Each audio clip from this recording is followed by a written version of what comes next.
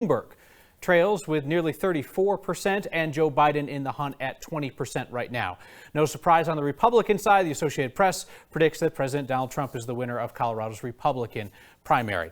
Let's bring in the 9 News political analysts, Republican Kelly Maher and Democrat James Mejia. This looks like a difficult night for Elizabeth Warren in Colorado and possibly nationally. Yeah, I think this is probably the end of Elizabeth Warren's campaign. No president has ever lost their home state. Elizabeth Warren is not winning her home state. It doesn't look good. And she's going to have to pull out at some point. Surprised by Bloomberg's relative strength in the early going in Colorado. He's got a great operation here, and there are a lot of very good people on staff. So knowing what's on the ground, 2 offices in Denver alone, not too much of a surprise. Yeah, I mean, if you're going to pay $100 million a delegate, I guess, sure, right? It's all relative. Our Colorado primary coverage continues right now on Facebook. Kelly, James, and I will continue to take your questions on 9news.com and the 9 News Facebook page. You can text your questions directly to me, 303-871-1491.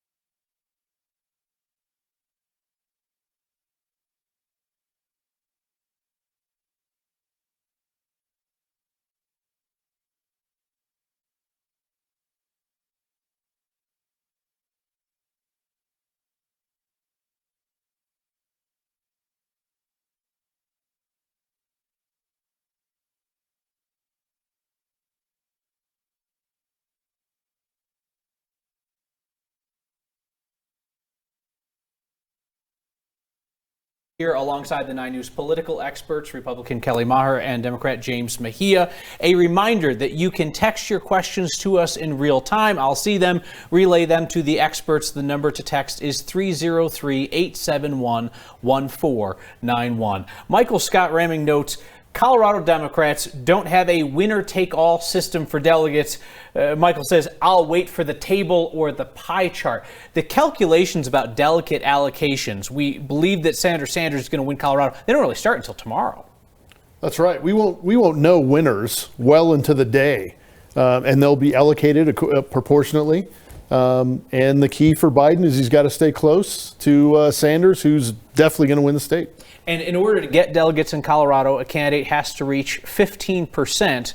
What's happened just in the last 24 hours, Kelly, is really interesting. The way that some of the other moderate Democrats have cleared the race for Joe Biden, which includes sliding in a little piece of paperwork to Colorado Secretary of State saying, don't count the votes for me. She got all those folks who voted for Pete Buttigieg, all those folks who voted for Amy Klobuchar. Their votes just go in the trash can, but that helps Biden in the end. It does. And I think it's important to delineate between somebody who stops campaigning altogether and somebody who suspends their campaign, especially if we're heading into a contested convention, which is likely because it seems right now like it's mathematically unlikely that any of the Democrats will get the 1,991 delegates necessary in order to win first round balloting.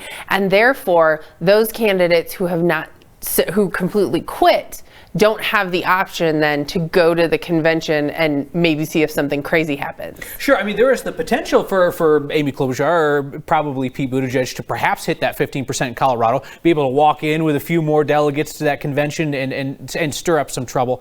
Honestly, James, what do you think would happen with your party if Bernie Sanders leads in delegates going into the convention, however slim, and does not walk out as the nominee? We saw what happened in 2016. Where when Sanders did not get the nomination, the party fractured along lines, essentially progressives and moderates. There was already conspiracy theories before the primary started saying that there's no way that Sanders is going to get it. The system is rigged against him. We've got to remember that Sanders is not a Democrat, and yet he's playing in the game of Democrats. There's a built-in bias against someone who's not part of the club already. We've got to remember that. But a contested caucus would be pretty tough. So we've got a couple of questions coming in via text.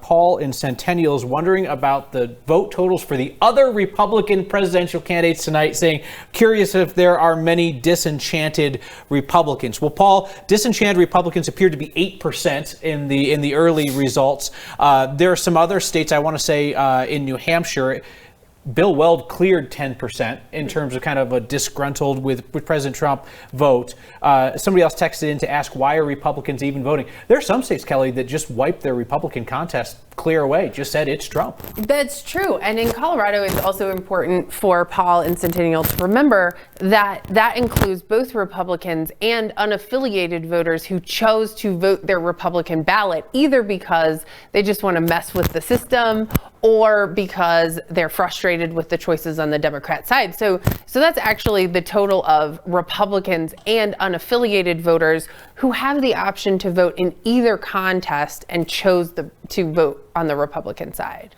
We have another question that came in about the votes for Buttigieg and Klobuchar, and I think we've mentioned the fact that those just kind of get wiped away because of the fact that those candidates, I understand that people are frustrated if they voted for Klobuchar or Buttigieg that their vote is not going to count, but that decision was made by the candidate that you supported, who went to the Secretary of State and said, don't count those votes.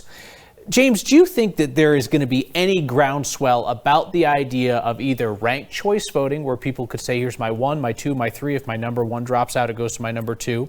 Or the idea floated by Alec Garnett, Democrat in the state legislature, to say, if my candidate votes out or drops out, I should be able to go in and vote a provisional ballot.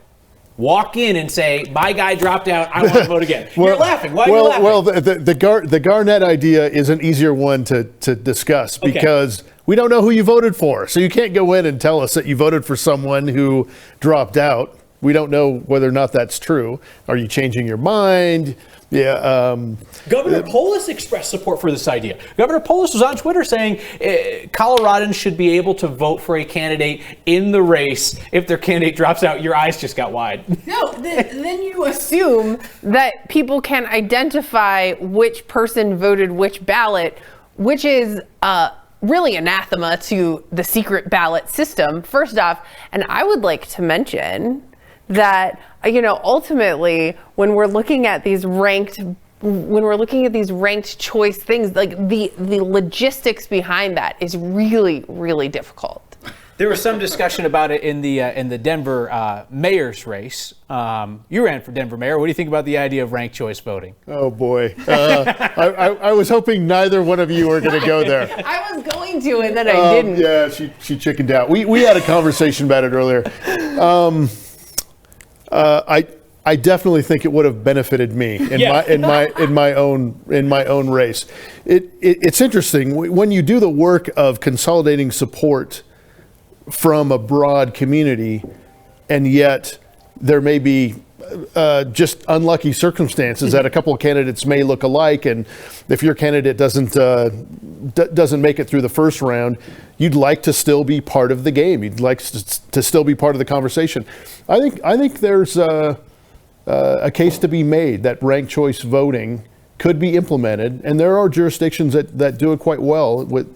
And I think it's less expensive in some regards rather than doing runoffs and that kind of thing. So there's a good case to be made that ranked choice voting could be effective. Let's look ahead to the general election, and let's suppose, for the sake of argument, that it is President Trump versus Senator Bernie Sanders. A lot of Republicans are salivating at that matchup because they feel like he will be a weak general election candidate. How about in Colorado? I am very reticent about this, Kyle, and here is why. The last group that got really excited about salivating over a primary candidate that they believed was the weakest was Democrats over now President Donald Trump. And there is very little that is more horrifying sounding to me, particularly, than President Bernie Sanders. So I think we should not try. People were asking me, should I vote a Democrat ballot? Should I try to put my thumb on the scale if I'm an unaffiliated voter who likes Trump? The answer is no. I think nobody here is an expert in game theory, and especially your average voter. Nobody's John Nash. This isn't Beautiful Mind. Just vote who you think is the best person. Could you imagine that though, Jason? Two movement candidates? I mean, man, you think that the media and the pundits got served their own ties back in 2016. If you have two movement candidates, that totally scrambles what we know about how elections work. It scrambles our entire democracy, I think. That is why I think Democrats are looking for an alternative, or some moderate Democrats, and certainly what you would call establishment Democrats are looking for an alternative. Mm-hmm. That's a conversation that they don't want to have. They would rather have a conversation about a centrist, a moderate that can unite, perhaps pull some votes from the Republican side and try to stitch the country back together where there's so much acrimony right now. I'm going to ask for one last quick answer from both of you. How long do you think Mike Bloomberg's in this race? See, I still think that like narcissistic billionaires are going to narcissistic billionaire, and I think he's running third party, and he has surrounded himself with highly paid sycophants who are making a lot of money telling him that there is some path here. I think he's in for a while.